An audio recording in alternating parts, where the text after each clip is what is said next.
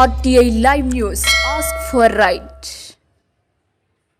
నమస్తే RTI live news కు స్వాగతం. చరిత్రలో ఎప్పటికీ చిరంజీవిగా నిలిచిపోతారు రియల్ హీరో నేతాజీ సుభాష్ చంద్రబోస్ 127వ జయంతి సందర్భంగా బోసు బొమ్మ సెంటర్లో గల ఆయన విగ్రహానికి పూలమాలలు వేసి నివాళులర్పించారు. మంగళవారం ఉదయం 10 గంటలకు మన బోసు బొమ్మ సెంటర్లో భారత స్వాతంత్ర సమరయోధుడు నేతాజీ సుభాష్ చంద్రబోస్ గారి జయంతి కార్యక్రమాన్ని భగత్ సింగ్ యువజన సేవా సంఘం ఆధ్వర్యంలో చాలా ఘనంగా చేయడం జరిగింది. దీనికి ముఖ్య అతిథిగా సాలూరు సబ్ ఇన్స్పెక్టర్ నౌడా భాస్కర్ రావు వచ్చి బోస్ విగ్రహానికి పూలమాల వేసి ఘన నివాళులు అర్పించారు. అనంతరం సింహాచలం నాయుడు మాట్లాడుతూ, ఒకవైపు గాంధీజీ మొదలైన నాయకులందరూ అహింసావాదంతోనే స్వరాజ్యం సిద్ధిస్తుందని నమ్మి పోరాటం సాగిస్తే, బోస్ మాత్రం సాయుధ పోరాటం ద్వారా ఆంగ్లేయులను దేశం నుంచి తరిమి కొట్టవచ్చునని నమ్మి ఆజాద్ హింద్ ఫౌజ్ను స్థాపించి, మీరు నాకు రక్తాన్ని ఇవ్వండి, నేను మీకు స్వాతంత్రాన్ని ఇస్తాను అని యువతను ప్రేరేపించారు. ఇలాంటి స్వాతంత్ర సమరయోధులను స్మరించుకోవడం యువత కనీస బాధ్యత అని అన్నారు.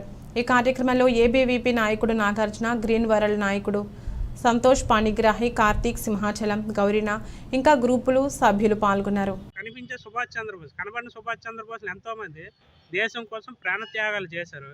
ఇటువంటి నాయకులు కనీసం గుర్తించి వాళ్ళ జయంతులైనా గర్వంగా గౌరవంగా చేసుకుంటే అదే మనం వాళ్ళకి ఇచ్చే ఘననివ్వాలని.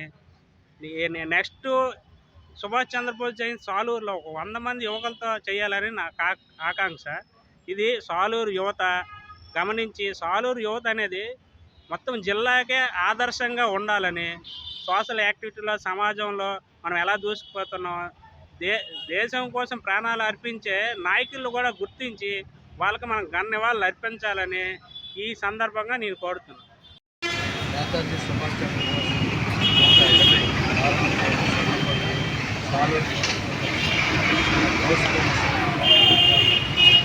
ఆయన ఆజాద్ హిందూ ఫౌజ్ ప్రైవేట్ ఆర్మీ స్థాపించి బ్రిటిష్ ఎదురొడ్డి ఆయన ఒక వీరోచితంగా మన స్వతంత్రం నుంచి పోరాడిన కథలు ఎన్నో ఉన్నాయి.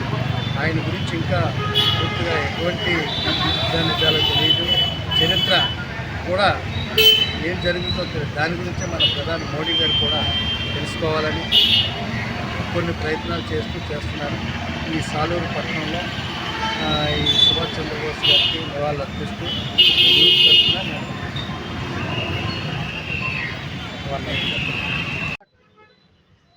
భారతమాత సంఖ్యలను బద్దలుగొడుతూ మనకు స్వతంత్రాన్ని ఇచ్చిన ఎందరో మహానుభావులు, ఎందరో స్వతంత్ర సమరయోధులు, అందులో ప్రముఖులే మన బోస్ గారు.